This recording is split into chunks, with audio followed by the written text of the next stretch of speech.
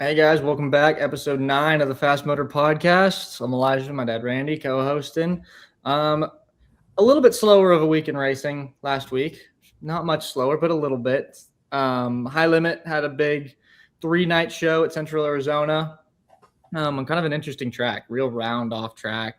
Raced really, really well. Rico got the win on Thursday. Tanner Thorson got the win on Friday, and then James McFadden in the Tarleton car got the win on Saturday. So some different guys with some speed there. David Gravel swept the Outlaw Week, both at Lawton and at Creek. So they're Oklahoma races. Gravel got them both. And then the King of the Modifieds at South Boston Speedway, Ron Silk is the King of the Modifieds this year. He got the win there. And then in their late model stock race, Lee Pulliam found his way back to victory lane.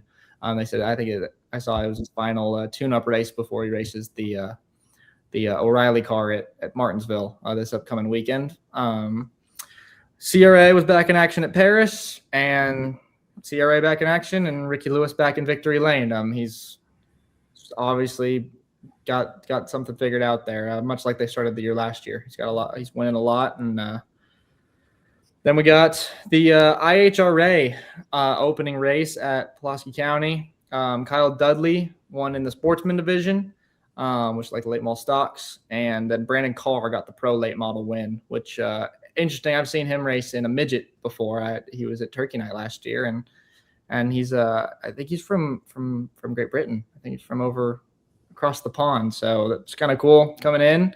Car counts were great there. We'll let our guests talk a little bit more about kind of what went on there, and then the stuff at Darlington, which Dad and I were fortunate enough to be at this weekend for Alumni Weekend, which, I mean, gosh, what a weekend. If you follow either me or him on Facebook, he just put out a little written piece kind of recapping our weekend. I mean, it would take a whole episode just to talk about how great it was. So, I mean, I will just leave it at that. It was amazing. If Dad wants to add any key points, he can. But truck race, Corey Heim, fresh tires at the end, restarted deep, but man, those fresh tires made the difference. And he caught a good break with a caution on the first overtime restart, and then the second one. I mean, he got Chastain coming off of 4. I mean, just late race charge, and he was back in victory lane at Darlington. The O'Reilly Series was dominated by Kyle Larson. Some pit stops put him back behind, and Justin Allgaier, who is extremely good at Darlington, definitely no slouch there. He's had a lot of success, and he was able to get the win late, got the track position, and capitalized. Had 2 really good restarts late in the race to get himself in that position, and of course his crew getting them there. And then the Cup race, high horsepower, low downforce, and soft tire, and we saw guys racing the track a lot more than they were racing themselves. I mean, it was tiptoeing around trying to save that tire. And I mean, Tyler Reddick and that 2311 crew, they just had something figured out. I mean, he was down early with alternator issues. Definitely struggled through his adversity, but man, just wouldn't be denied the speed that they had. And he didn't dominate the race on paper, but being there and listening to it, he dominated. I mean, he was just untouchable. And so that's kind of what I got for highlights, Dad, if you want to throw anything in as well. Yeah, I think it's, a couple of points of interest.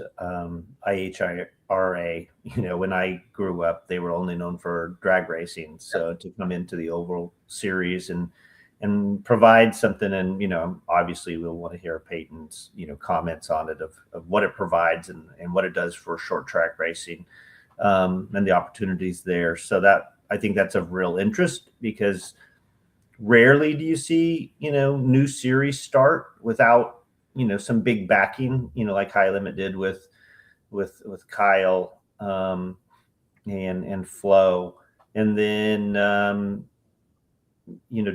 Darlington, maybe we should do a show on it just to talk a little bit about what it means and how big it is. And, there was probably 50 drivers there, from Donnie Allison, which is kind of an iconic driver, not only from the Alabama gang, but for the fight in 1979 that kind of put NASCAR on the map. And, then Harry Gant, and the list will go on and on. I can't even begin to start listing names, but you're just in awe of, kind of in reverence of the past stars of NASCAR. So it's fun to be part of that, and to be recognized and accepted into that group was just a true honor.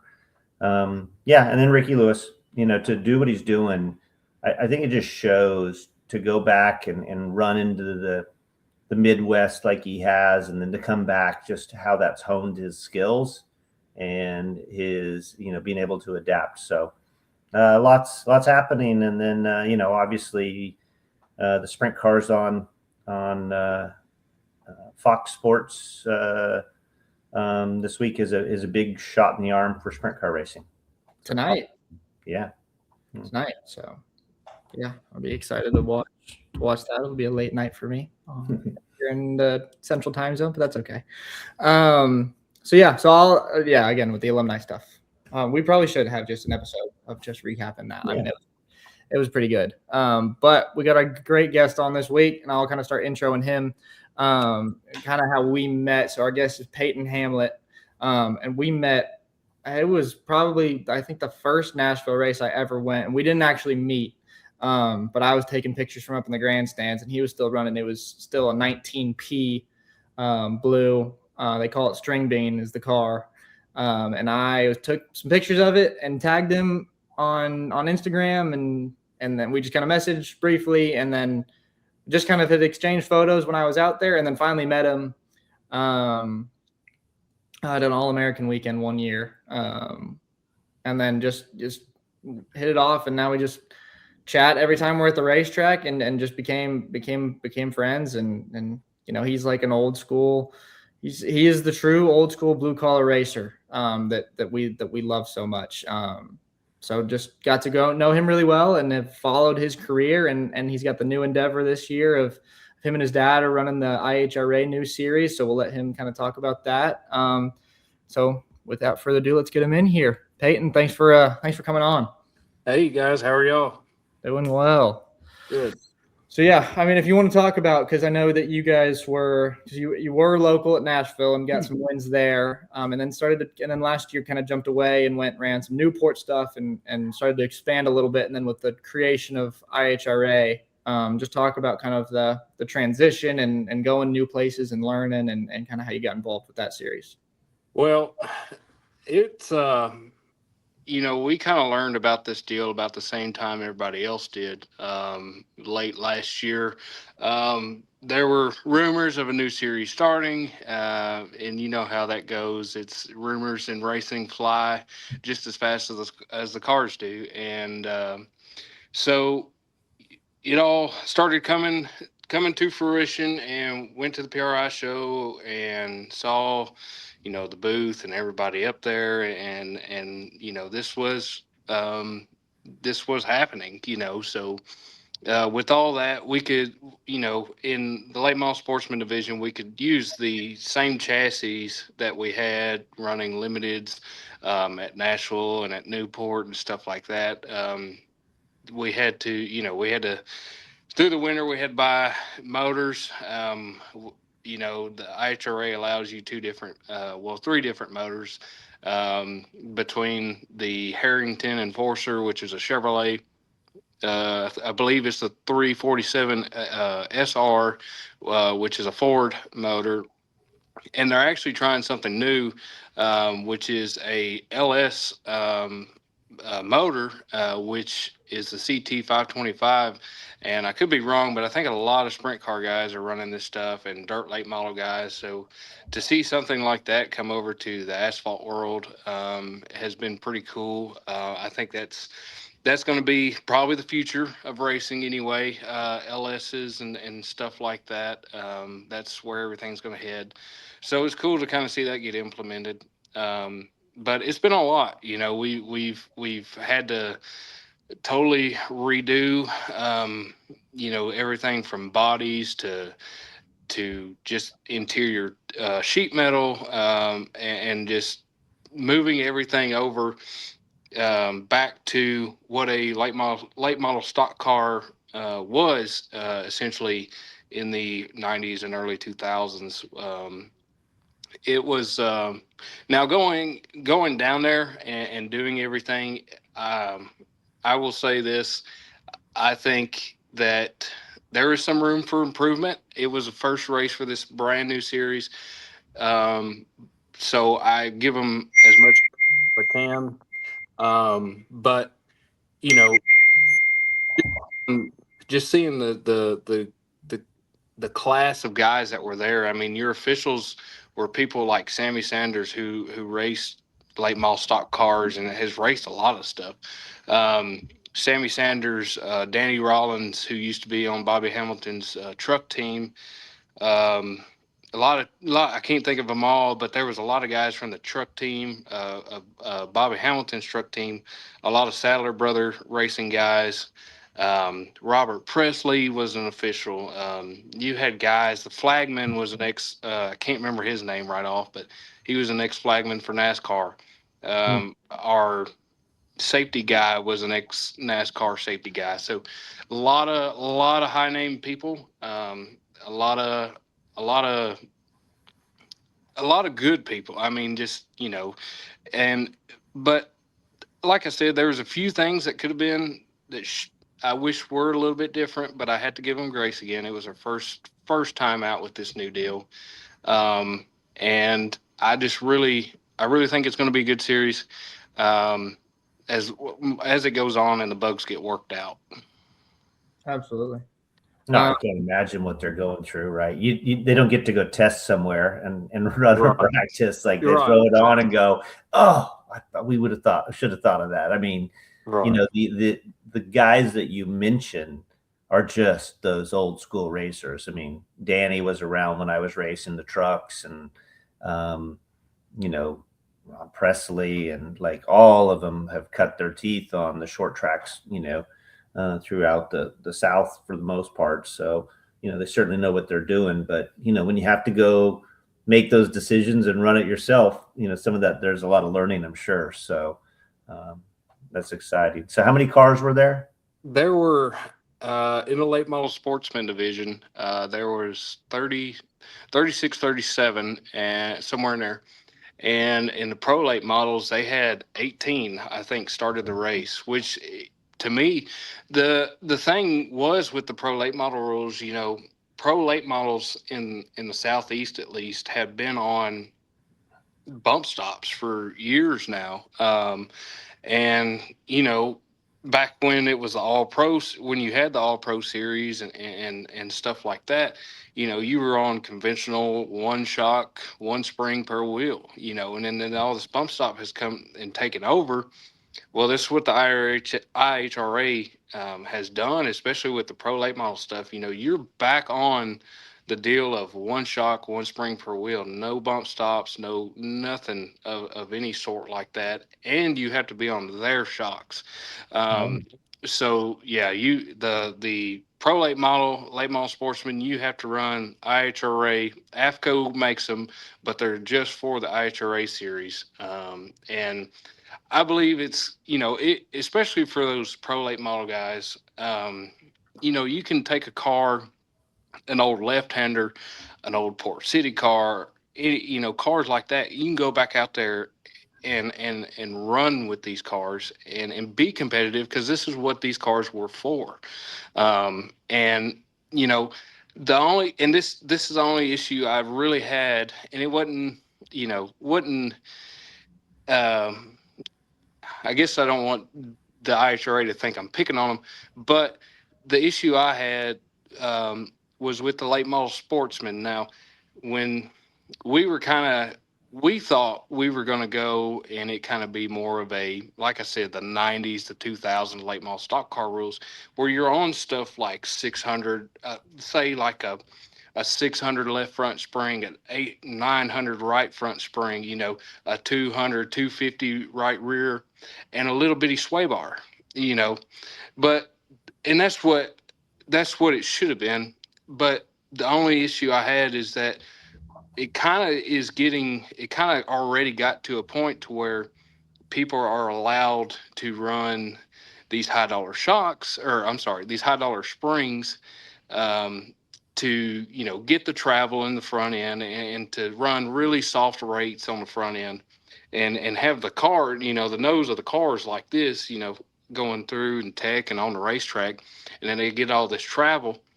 And that's the one thing I wish they would adjust, is that if you want to go true and get these 20-year-old perimeter cars that have been on jack stands for 20 years, these Townsends, the old Creech cars, the old Hedgecock cars, if you want to get those off the jack stands, we've got to go back to, on the late model sportsman side of things, we've got to go back to having a rule, saying, hey, this is your minimum spring. We can't have these high dollar springs with the soft, rates in them, and get away from having the noses like this. Late model stock cars were not like that, back, you may have had a little bit, but nothing, not no 10 inches off the ground. Like So we, are they just a spring, like a multi-compression, like a two-stage spring? So they no, it's not like a progressive type spring. okay. It's more, it's what you would call a high travel spring. Okay. And they're allowing, they're running these super soft rates, and they're allowing the car to get so much grip, in the corner. And that's where I was struggling, is I was on some old school setup with big front springs, heavy front springs with low cross and a little bar, just a little sway bar. And, that's where I guess the point is, I wish they would kind of dial back on that and say, hey guys, look, the point of the series was to cut costs down. Let's let's make this rule saying, hey, we've got to be like this, because not everybody can afford, I especially can't afford to have a $15,000 in springs, and to, and not know where it's going to put me. And it's that's the only thing I wish they would adjust, is let's make it a true, have your sway bar rule, a max size you can run, have you a minimum on your front spring rule, and have a maximum on the right or on the rear spring. You shouldn't have to run anything more than a 350 or 400 in the back of the car, especially on the right rear, on a perimeter car, and or late model car. And they're, I know, but again, I know they're still working on it, and I, again, don't want the IHRA to think I'm picking on them. But in order to continue to cut the cost down and have these big car counts and get these guys who've had these cars sitting and can't use them, we're going to have to do something. And it's best that I feel that it's best as a competitor, and looking out for my other competitors, that we lay the law down now instead of letting it get way out of control later on. Do you think how did late model racing get away from what you're doing? What you're talking about. How did it? Somebody came out with the springs. They started doing the bump stops, and that began to change things to where. Well, I mean, it all starts in cup and trickles its way down. Yeah. And this, the guys in cup were running this, soft spring big bar stuff, and then it got to coil binding, and then we got, then the rules came out about, well, you can't coil bind, especially in your local late model stuff.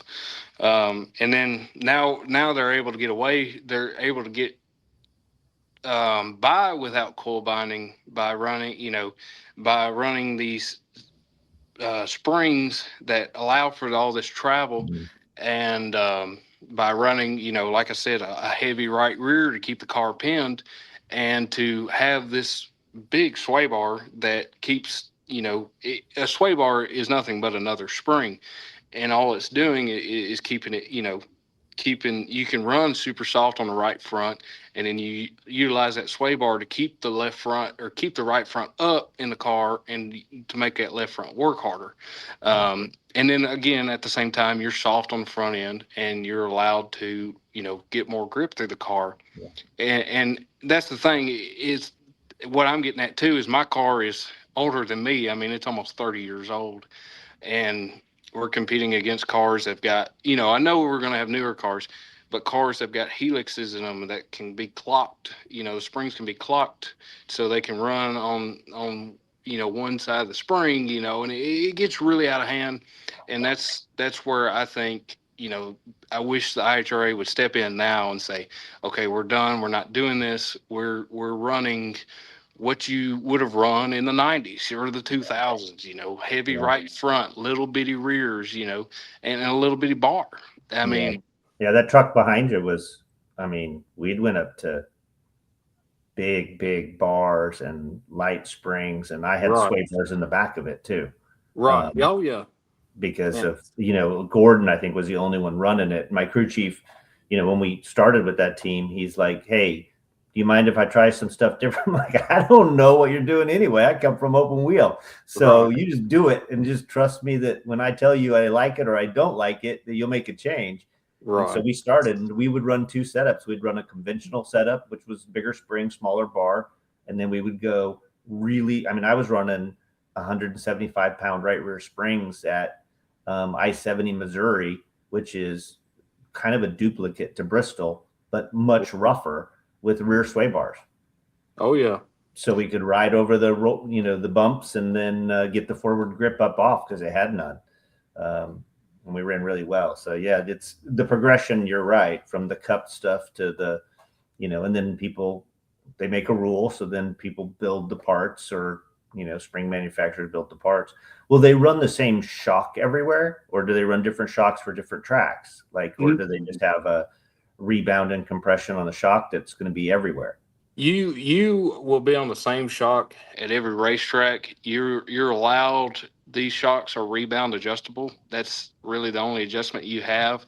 You have a gas pressure adjustment that you can make, but you have to be within a certain parameter. It's 50. You can have no less than 50 pounds of pressure in the shock to no more than 150 pounds. And because when you start bumping that shock up, way up, I've actually heard a story of a guy, blowing one of these shocks up already, trying to get so much pressure in them. And then that's kind of why the rule came out. This is where you got to be, and so on and so forth. But to me, like I'm saying, if they want it, if they want to cut the cost down for racers and they want to have everybody competitive, that's the only thing I would wish they'd done, is say, hey guys, we're this is no more. This, you can't have any less than this in the front. You can't have no more than this in the rear. And here's your sway bar. You can go under. You can't go over the sway bar size.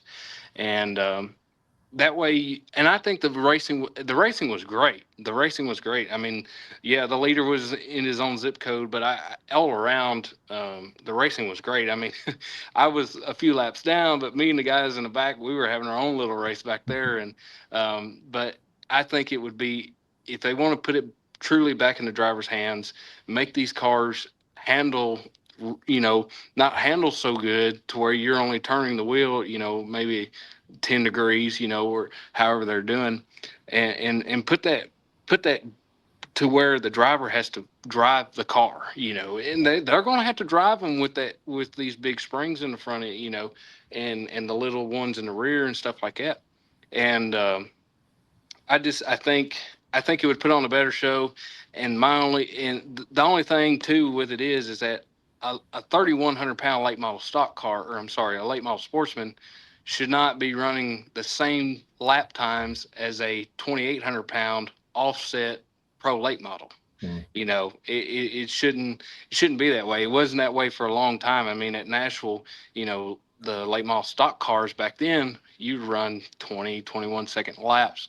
And it just, when they're a late model stock car can almost outqualify a 400-pound lighter pro late model with everything all shifted to the left. It shouldn't be that way. And I just think the late model stock car part could be improved and put it back to where the driver really, really has to work harder behind the wheel. Yeah. And, I mean, to your point of the trickle down, we kind of saw that at the Cup Series this level. They took some downforce away, put some power back, softer tire, and so we're seeing that. So maybe that trickle down will start to come down a little bit. But like, you talk a lot about the technical side of things and the setups and different shocks and springs and all that stuff.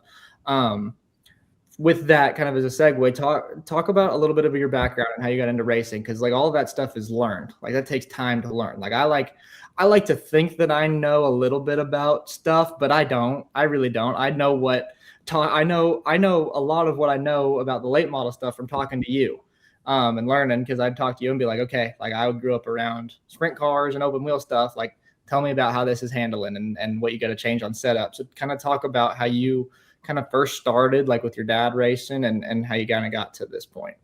Well, I've been around racing my whole life. I mean, I'm sitting here.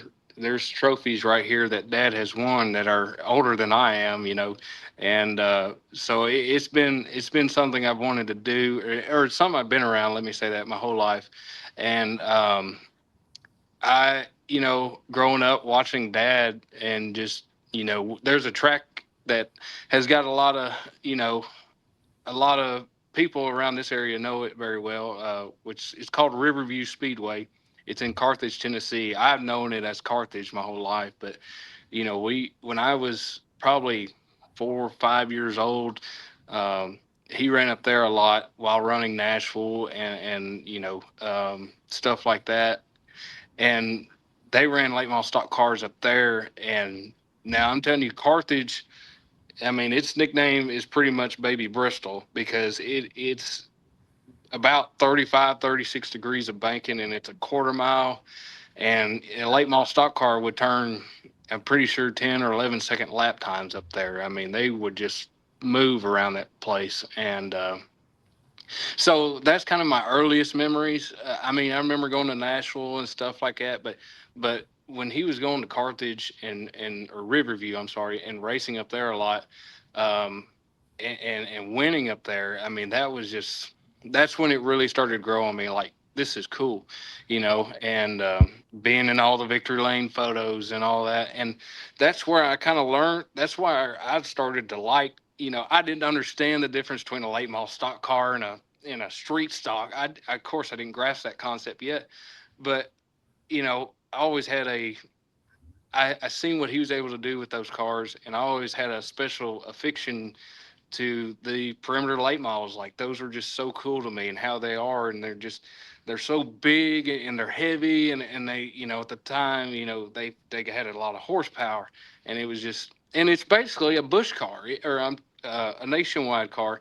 It's just, the wheelbase a little bit shorter, but it's the same build and design. And I mean, it's cool how you could look at a Bush car from the 2000s and lay a perimeter car up next to it. You can't hardly tell the difference. So, um, seeing all that, and then I grew up, and I'll tell this story too. I played football, like Pee Wee football, for 1 year, and I absolutely hated it. I was probably 7 or 8 years old. I hated it, and from that moment on, I knew I didn't care what I had to do. I wanted to be a race car driver at some point. And so Dad at the time was kind of getting out of racing and taking a step back, with everything going on around that time. And so fast forward a few years, this is probably about 2014, he's getting back into racing, and I'm like, okay, this is cool, and he was getting back. He'd run the late model stock car for years, and he was jumping into the pro late model stuff and the straight rail cars and all that. And he ran that for a few years, and has continued to run them. But I went to him one day and I'm like, I want to race. Like, I want to race now, And so I was 12, 13 years old. And this is the coolest part about my first race car. My first race car, I drove a front wheel drive for a few years. It was an Acura Integra. It was either like a 1992, 93 Acura Integra. And I remember we went to Gatlinburg. I told him I wanted to race, and we was on the way home from Gatlinburg. And I'm on, of course, I had a phone and probably shouldn't have had it, 13 years old, but I'm on there going through Facebook and Craigslist is what it was. Facebook Marketplace wasn't there yet. So going through Craigslist, trying to find something, Honda's, Acura, something. And we found one. It's like $800. And it was, in the town called Murfreesboro, about 30 minutes away from here. And he went and looked at it. I think I had to go to school or something the next day or whatever. And they went and looked at it, him and my cousin, Dusty, who was really smart on the front wheel drive stuff. They went and looked at it. No, actually, I was with them, because we went and looked at it and drove it back home, drove it to the house, and as soon as we got it here, it wasn't 5 minutes for it. It didn't sit in the driveway 5 minutes, and I'd already starting to tear the dash and the carpet and the seats out of it. I was ready, and we got that car built. It was really nice. This car, if you know, it looked like a late model. This thing was so nice. The cage in it, the way that we had the interior tent set up for the fuel cell in the back and stuff like that. I mean, this thing was just slick. And so we ran that for a while and won a couple races in it. I wasn't really that good in it, to be honest. And so ran that for a few years, and then I ended up. We were after the front runner deal. Um, we were trying to figure out what to do. I was getting older, and Dad wanted me to move up, and so we were we had an option of building. I think our options were a pure stock, a sportsman car, or the limited late model. And so we kind of, went back and forth trying to figure out what to do. And we found my car, String Bean, for sale. And I, at the time, didn't know what String Bean was, what this car had done, or anything.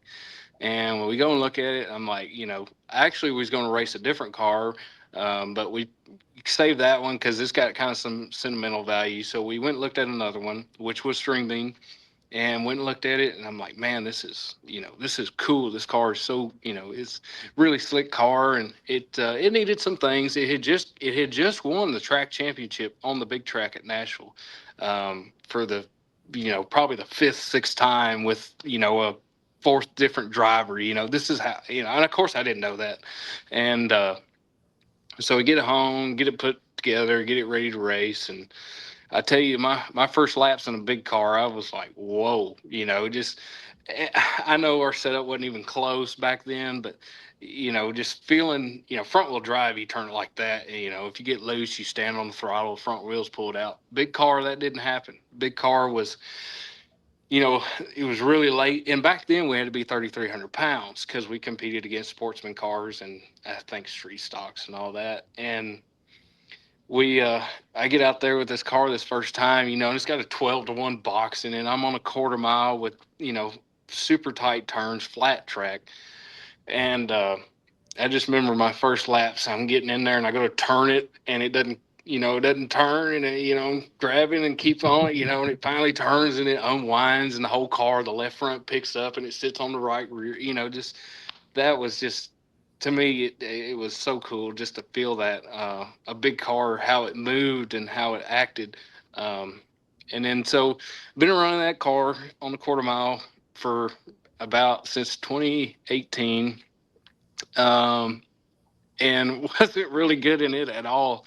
I was terrible, but I will say back then, it took me a while to actually learn how, not, it's not that I didn't know how to work on a race car. It's that I didn't, for some reason, didn't have the drive at the time. Like, come home from school, come home from work, whatever I was doing, and just, I wouldn't touch the thing till like 2 or 3 days before a race. And I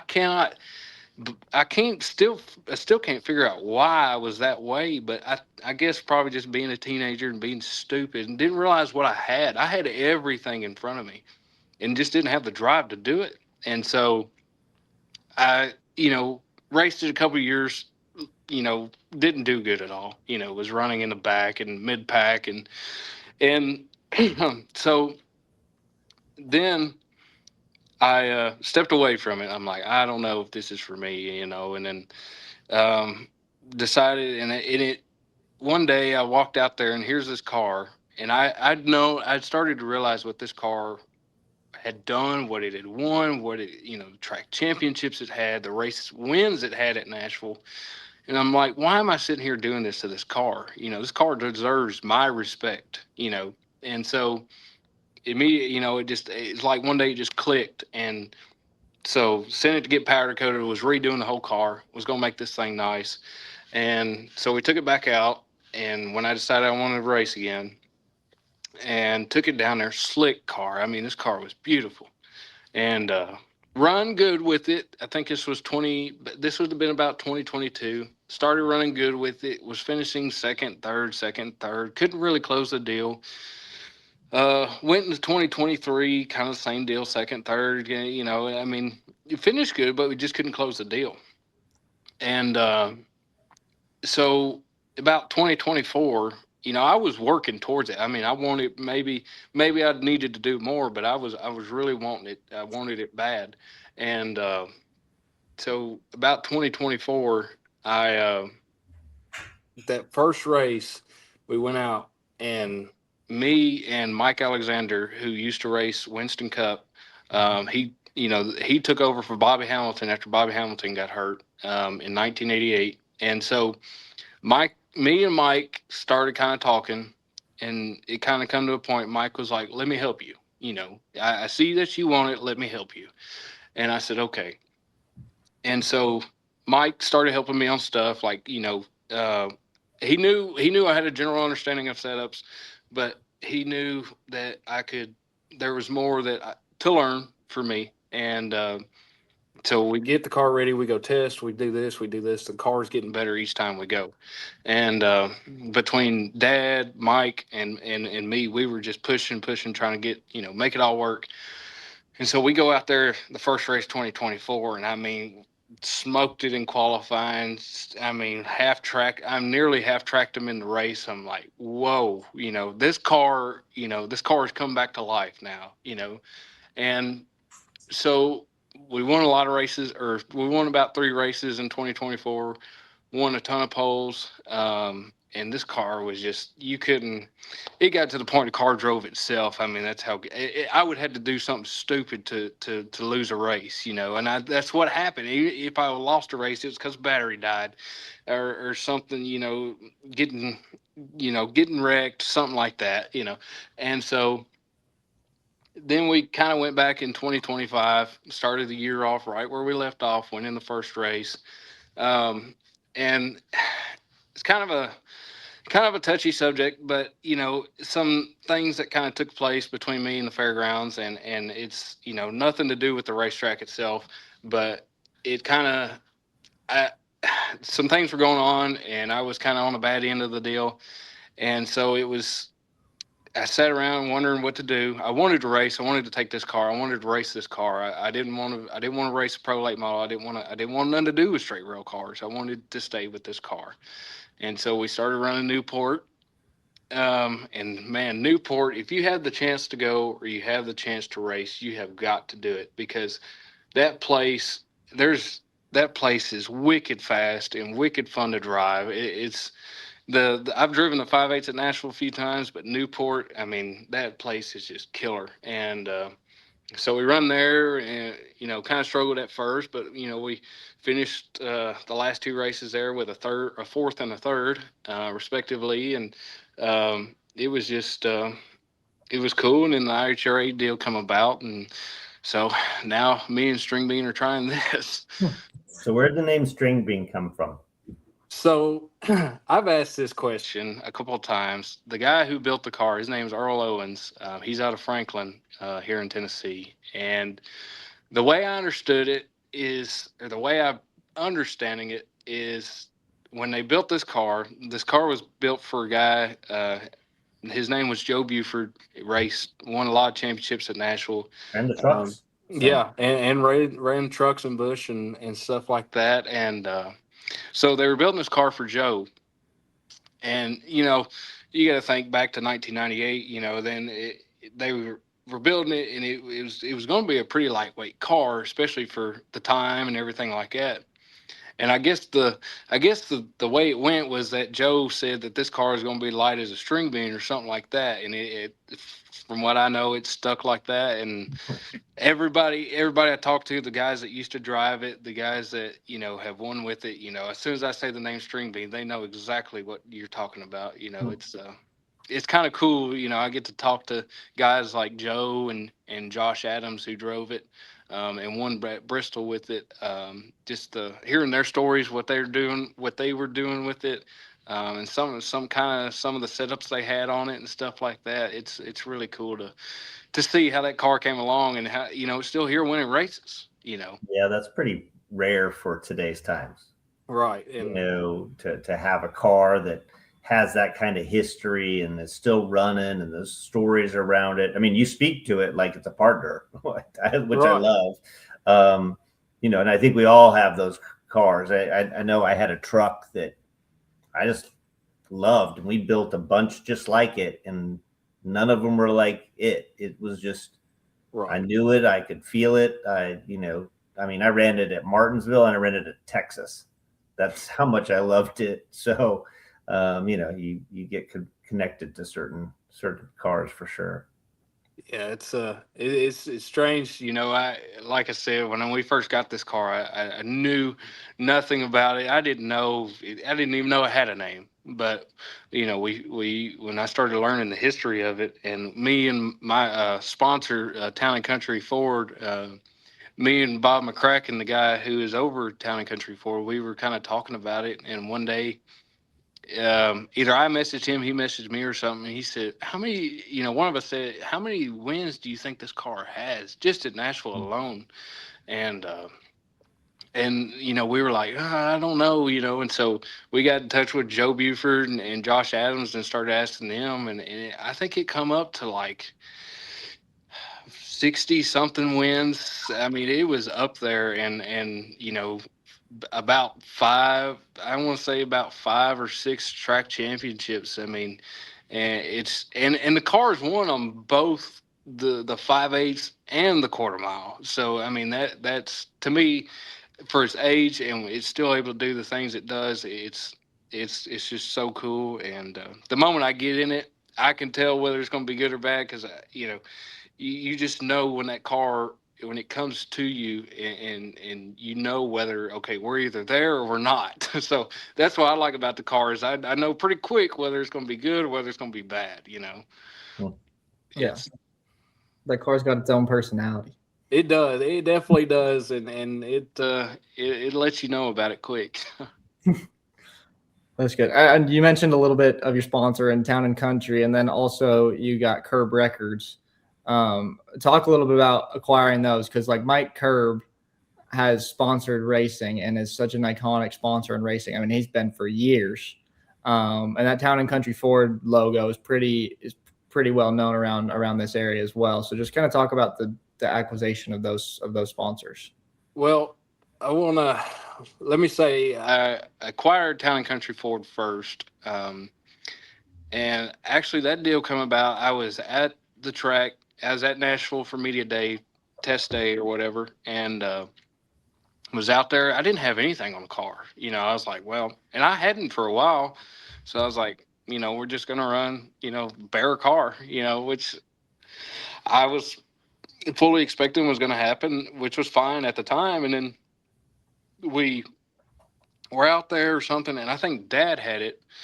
He had Town and Country Ford, but I didn't, And anyway, some talking got going on between. We have a guy that helps us a lot on sponsorships. His name is Ricky Haynes, and Ricky is actually one of the first guy who got Town and Country Ford on a race car, when he raced trucks and super trucks and stuff like that at Nashville. And so Ricky and Bob McCracken are really, really close people. And then Ricky and my dad are good friends and such on. And so I was at the racetrack, and all of a sudden Dad comes to me. He said, you won't believe this. I said, well, what's that? He said, Town and Country is interested in being on your car too. And I'm like, Town and Country Ford, and he said, yeah. And I'm like, my mind is just blown, because I mean, what's the coolest thing is that the same car was sponsored by Town and Country Ford when Joe drove it, when Josh Adams drove it, for all those years. So it just all come back full circle. And I'm like, well, what do we need to do, And so we worked all that out, and Town and Country came on, and I was just ecstatic, because I mean, I heard Town and Country Ford that was a huge sponsor to have growing up, or in the 90s to the 2000s and stuff like that. And just I remember seeing all these cars that had it, and these front running cars, and it was just, to have it myself was like mind blowing. So me and Bob have been together now for, I think, it's 4 or 5 years now. So that's been a great deal, great relationship. We go and we're able to go to the Hall of Fame banquet when they do that ceremony at the fairgrounds each year, and to be a part of that and to see all the other Town and Country Ford drivers through the years and all that, that's really special. And again, like I said, just to have that name back on this car is just so much cooler than I could ever imagine. And then, going on, we had Bob McCracken and Town and Country Ford on for a while, and then we were working really hard on a couple more sponsors, and just nothing was really working out. And then all of a sudden one day it was, you know, we were. Dad comes to me. He's like, "We're trying hard on Curb Records. We're trying to work out a deal with Curb Records." And I'm like, "Curb Records, And what was crazy is I worked in Nashville at the time. And the day I can remember it because the day I was coming home, I've passed by the Curb Records building in downtown, and I was like, oh, I just passed by there, and so anyway, so we got talking. I'm like, this could be huge because you see Curb Records on sprint cars, on dirt late models, Craftsman trucks, you see the Curb Records name everywhere, and I'm like, to think that this is going to be on my car, this is, truly something that could be awesome. And so that deal worked out, and Mike Curb came on, and I thought it was cool because the Mike Curb actually used to sponsor Dale Earnhardt in the, I think, 1979, 1980s, and it's in that time era, time era, and so they wanted to come on. We had the blue car, of course, and when Mike Curb came on, they wanted the basically the same deal that Earnhardt had when Curb Records was on the car with Earnhardt. They wanted that same paint scheme with the blue and then the yellow across down the side of the car and all that. And I'm like, and everybody's hero just about is Dale Earnhardt, so I'm like, maybe it's not the man in black scheme, but I still get to do this, have Curb Records, have Town and Country Ford, and run an old Earnhardt paint scheme. I'm like, this is sweet. So it's been really cool. They're all, I tell them all the time, I cannot express to them enough how much, this all means, and just to have their names associated with me. As somebody growing up, you're like, man, I dream of the big sponsors and the big name sponsors, and here I am, and it's been a really cool deal. They're so gracious, and I'm so thankful to them, and I really, really hope, and I pray that they'll hang around with me for a while, and we'll do great things together.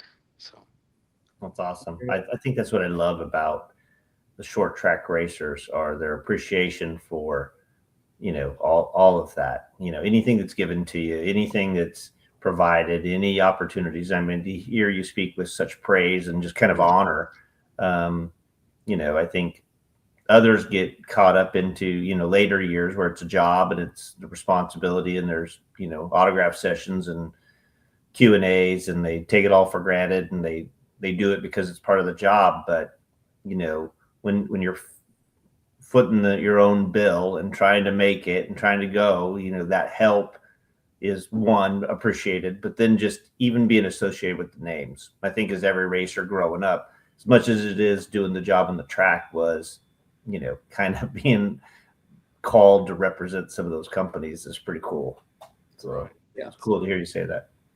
It was a big thing for me, and it was also big for the fairgrounds. I mean, to have those names associated with both of us, and that's what was cool to me, is you're helping me, but we're also helping this racetrack, and it's been working out great, and it was working out great, and it'll continue to do so. I hope so, and we'll do great things together.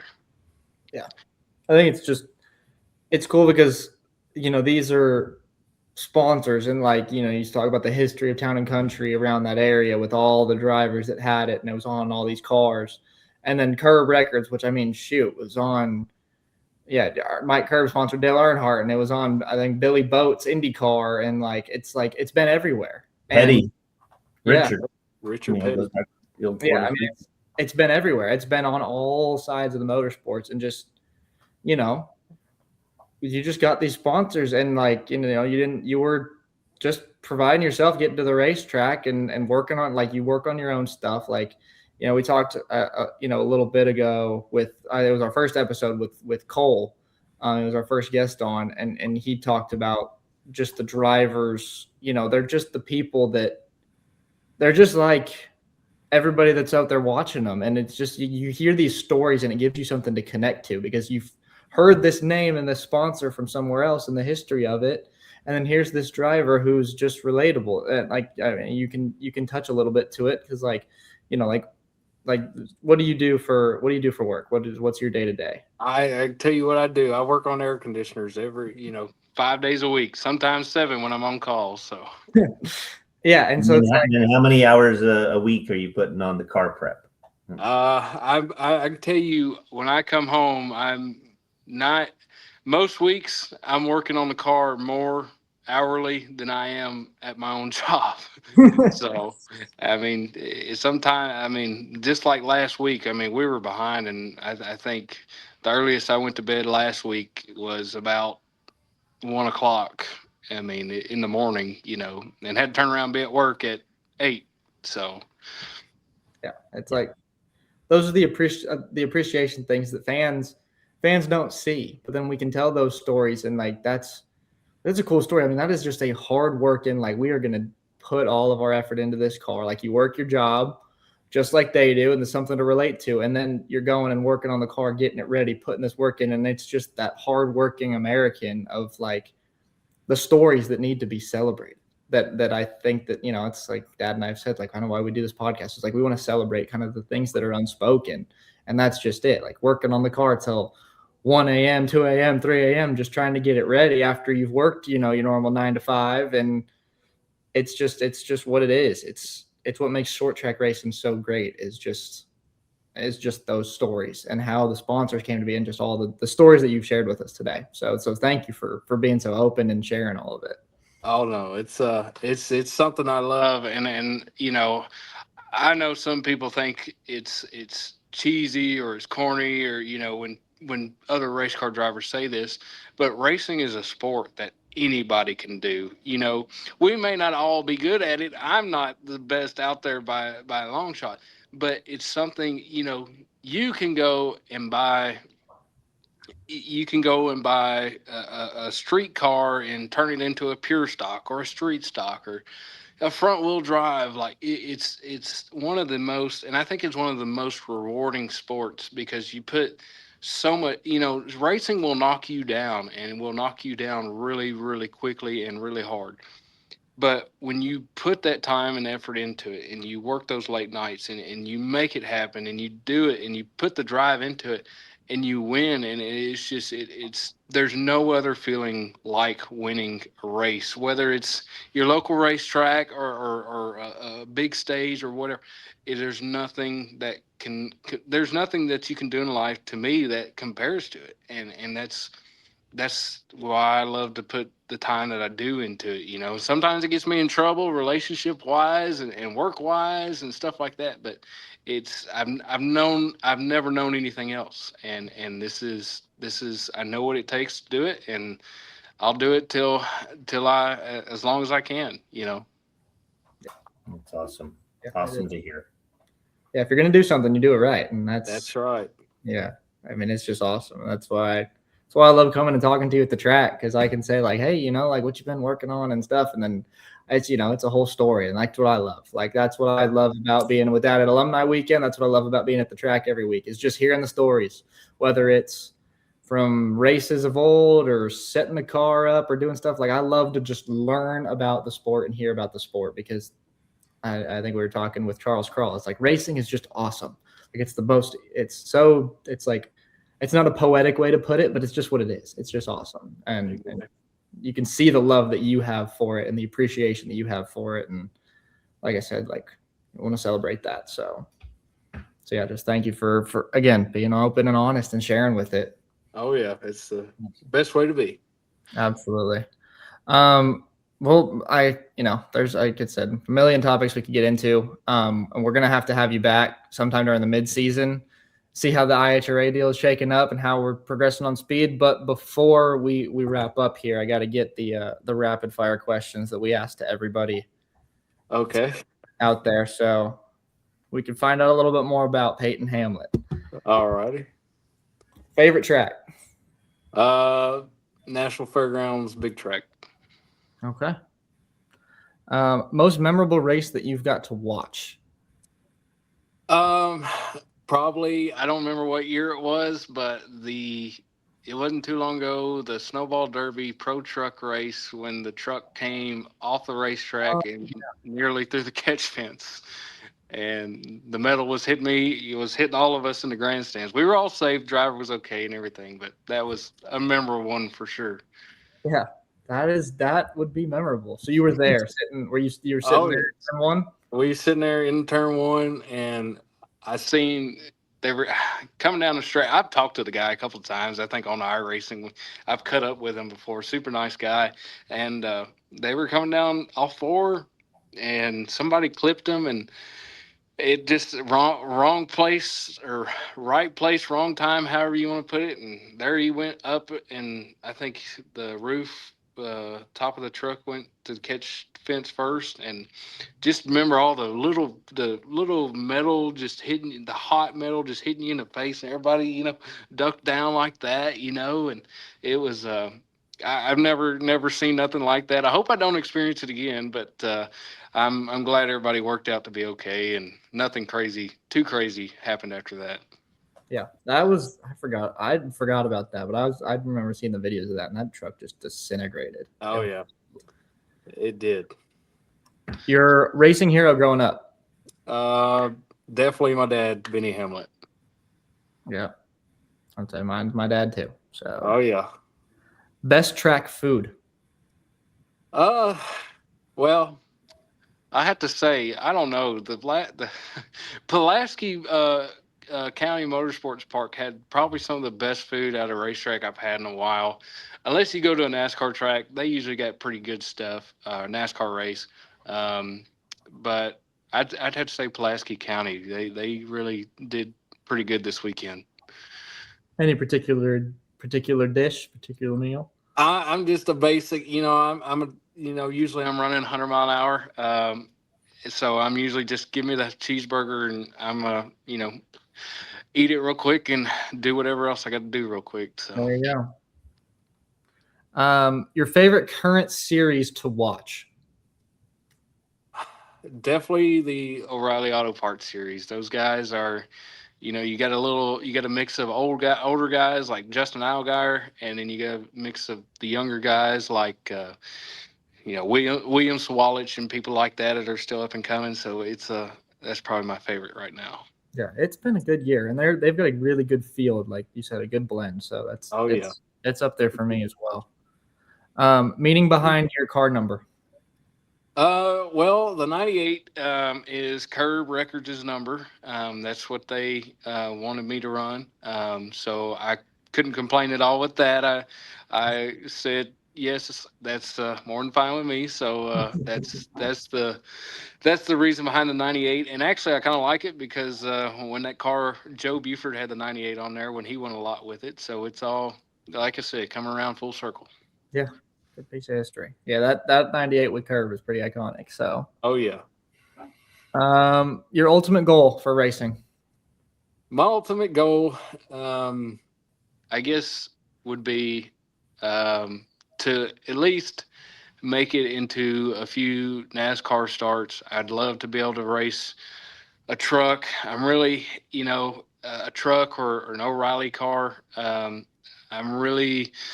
That's what I would like to do. But I guess outside that, I'd love to just win lots and lots and lots of late model stock car races and win a lot of championships in those cars. Cause like I said, that's the cars I love to be around and love to drive. But I would like to make a truck start or two or O'Reilly car start or two. Just say I did it. Yeah. That's pretty good. Keep pushing. I mean, you're doing it the right way. So I'm trying. So. You're doing it the old school way, which I love. So, Me too. And last one, and gosh, going over your schedule with work and working on the car is this might be a stupid question. So instead of asking for your favorite, I'll just ask you if you have any hobbies outside of racing. No. Racing is. I do my job. Maybe some days I don't like it, but when I come home and get to work on a race car, it makes everything all better. So that takes all my time outside of work. So it's only hobbies I have, really. Yeah. How often do you iRace? During the racing season, I may get on once a month, if that.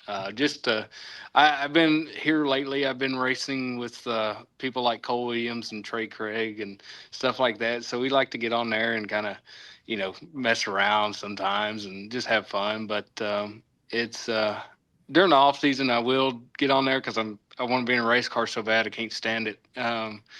But during the race season, very very little am I on there. Well, that kind of wraps us up. Dad, if there's any kind of last comments. No, just thank you. Thank you. Thank you for joining us. Thank you for your passion for the sport and, what you do. I think, Elijah and I were talking this weekend, and we really wanted to showcase someone like you that's working hard, that's putting in the time, that has the passion for it, and the love for it, and is doing it the old school way, where you have to get your hands dirty every day and put your car together, and I think we see that at the races when those individuals who work on them, put in all of the sweat and tears, when they go out there on Saturday night, man, that's feisty because you kind of invested in yourself instead of somebody that just shows up, puts on the helmet, slips in and, wheels it. So thank you for all you do. It means a lot. I think it preserves the sport for what we know it to be. And when people wanted to do, all they could to make it as a race car driver, no matter what level it is. And, I think Elijah and I got to celebrate that with so many from Darlington. Sterling was there, and Daryl back in his day of being at the fairgrounds, and, all those guys were hoping and dreaming to, make a start. And, some of them turned it into careers, and, that's where it all begins, is exactly where you're at. And it's fun to celebrate that with you. Well, I appreciate it, and I appreciate y'all letting me come on and kind of tell my story. And like you kind of said, there's a lot of drivers out there, who just nowadays they just show up, put the suit on, put the helmet on, get in the car, and then they get out and they sit and then they get, But I know also, we hear a lot of that in racing, that cars are just rented out and these kids just, But there are guys like me that are in their late teen. I'm 24, but there's guys out there that are in their late teens, early 20s, mid 20s, and so on, who are still fighting for that chance to show that they can. They're out there, turning the wrenches, changing the oil, setting it up. I can't tell you how many times I can sit there and reset a sway bar on a car during a setup. I sit there and just keep playing and playing. And there's multiple other guys out there who are that way. And I hope, and I see that, and it's nice to know that not all of us young guys are just rent a ride guys. We're trying, and we're doing the best that we can with what we got. And that's kind of why I like somebody like Josh Berry, because Josh Berry, one thing I like about him, he's from Tennessee, and two, he's a guy that raced at Nashville in a front wheel drive. He raced the Legends, and late model stock car. And now, he may be, I don't know his age, but he may be in his mid 30s now. And in Cup, when everybody else is so much younger, but still he found a way to get there. It took the winning the late model stock car races and getting paired up with the right people, but he made it happen. Yeah. And so looking at somebody like Josh Berry and somebody like that, it lets me know that there's still the opportunity there. It may be harder nowadays, but it still can happen. And I'm a big believer in that. Awesome. That's awesome. Yeah, he's one that, like you said, he made it happen, and that's kind of the journey that you're on. And so we're excited to follow it, and hopefully getting you on and telling your story, you get some more people that are on and excited to follow it. So yeah, thank you again for coming on and sharing. And yeah, like I said, we're gonna have you on back mid-season, check in how the IHRA season's rolling and how all that new stuff's going, and as you adapt. Well, that sounds good to me. I hope that we start figuring out how to win a race pretty quick in IHRA. Yeah. So absolutely. All right. So that signs us off. Episode 9 with Peyton Hamlett every Wednesday morning, Spotify and YouTube. Find him on the podcast.